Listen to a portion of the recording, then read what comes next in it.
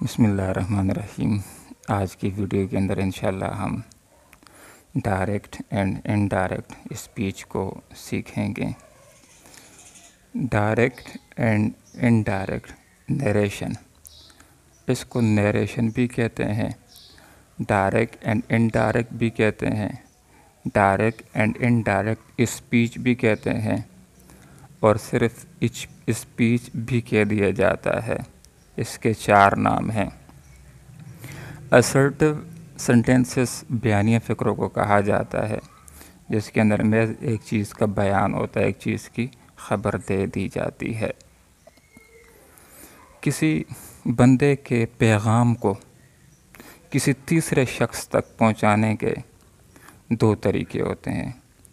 ایک طریقہ direct narration کا ہوتا ہے، جس کو بلا واسطہ طریقہ کہا جاتا ہے، جس کا مفہوم یہ ہے کہ اس بندے نے جو بات کہی ہے کسی تیسرے شخص تک اس کے پیغام کو پہنچایا جائے، بالکل اس ہی کے الفاظ کے اندر، اس کے اندر کوئی رد و بدل نہ کیا جائے، کوئی تبدیلی نہ کی جائے، تو اس کو ڈائریکٹ اسپیچ کہا جاتا ہے۔ اب غور کیجئے، علی کہتا ہے آئی ریڈ اے اسٹوری، میں ایک کہانی پڑھتا ہوں۔ تو علی نے میرے ساتھ بات کی اور اس نے مجھ سے یہ بات کی تھی کہ میں ایک کہانی پڑھتا ہوں۔ اب یہ بات جو علی نے کہی ہے، کسی تیسرے شخص کے پاس جا کر میں 2 انداز کے اندر کہہ سکتا ہوں۔ ایک طریقہ ہوگا ڈائریکٹ اسپیچ کا، بلا واسطہ، مثلا اس نے جو الفاظ کہیں آگے چل کر کے میں بہو اسی طرح بیان کر دیتا ہوں۔ میں یہ بات کہہ دیتا ہوں کہ علی کہتا ہے کہ میں ایک کہانی پڑھتا ہوں، آئی ریڈ اے اسٹوری، تو یہ ڈائریکٹ اسپیچ ہوگا۔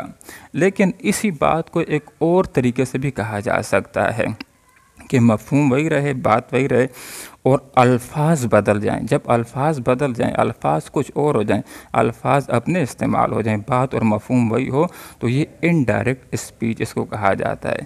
مثلا اس بات کو یوں بھی بیان کیا جا سکتا ہے کہ علی کہتا ہے کہ وہ ایک کہانی پڑھتا ہے، تو وہ سے مراد علی ہوگا، تو الفاظ بدل گئے لیکن مفہوم وہی ہے، تو یہ انڈائریکٹ اسپیچ کہا جاتا ہے۔ تو کسی شخص کے پیغام کو کسی تیسرے شخص تک پہنچانے کے 2 انداز ہوتے ہیں، ایک ڈائریکٹ اسپیچ ہوتا ہے، ایک انڈائریکٹ اسپیچ ہوتا ہے۔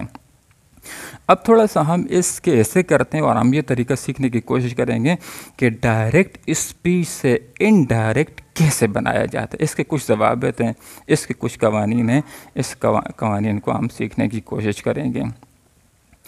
ڈائریکٹ اسپیچ کے 2 حصے ہیں، ایک کاما کے باہر کا حصہ ہے، اس کو رپورٹنگ اسپیچ کہا جاتا ہے، اور اس کا ایک حصہ انورٹڈ کاماز کے اندر ہے، یہ انورٹڈ کاماز ہیں۔ اس کے جو اندر کا حصہ ہے، اس کو رپورٹڈ اسپیچ کہا جاتا ہے، اور اس کامے کو ڈائریکٹ اسپیچ کاما کہا جاتا ہے۔ ڈائریکٹ اسپیچ سے جس وقت ہم نے انڈائریکٹ اسپیچ بنانا ہے، تو کچھ قواعد اور کچھ قوانین کو ہم نے اپنے ذہن کے اندر رکھنا ہے۔ پہلا قاعدہ اور ضابطہ یہ ہوگا کہ رپورٹنگ اسپیچ اگر زمانہ حال کے اندر ہے، پریزنٹ کے اندر ہے، یا استقبال کے اندر، فیوچر کے اندر ہے، تو رپورٹڈ اسپیچ کے زمانے کو تبدیل نہیں کیا جائے گا، اس کے ٹینس کو تبدیل نہیں کیا جائے گا۔ صرف جس وقت ڈائریکٹ سے انڈائریکٹ بنائیں گے تو پروناؤنس کے اندر، ضمائر کے اندر صرف تبدیلی ہوگی۔ کیسی تبدیلی ہوگی اس کے اوپر بھی انشاءاللہ بات ہوگی۔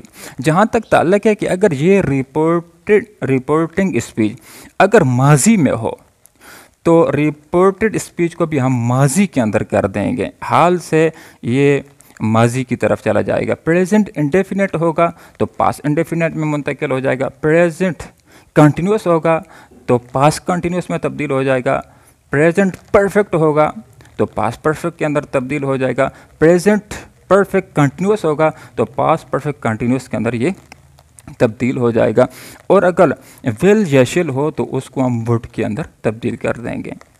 اب جہاں تک اس بات کا تعلق ہے کہ ہم نے جو پروناؤنس کو، ضمائر کو تبدیل کرنا ہے، تو اس کے لیے اگر ہم اس خاکے کو اپنے ذہن کے اندر رکھیں گے تو پھر پروناؤنس کی تبدیلی ہمارے لیے آسان ہو جائے گی۔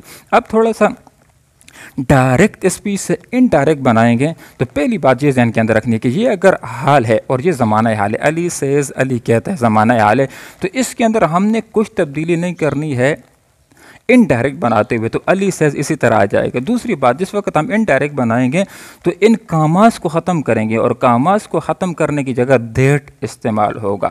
अब उसके बाद आई रीड ए स्टोरी, मैं कहानी पढ़ता हूँ, इसका इनडायरेक्ट चूँकि ही रीड्स ए स्टोरी होगा तो हमने इसको तब्दील करना है इसके मुताबिक, रिपोर्टिंग स्पीच के मुताबिक। तो कैसे तब्दील होगा, इसको सबसे पहले हम समझने की कोशिश करते हैं कि ये ज़मीर है, वाहिद मुतकल्लम की ज़मीर है, तो इसको इस अली के मुताबिक तब्दील किया जाएगा।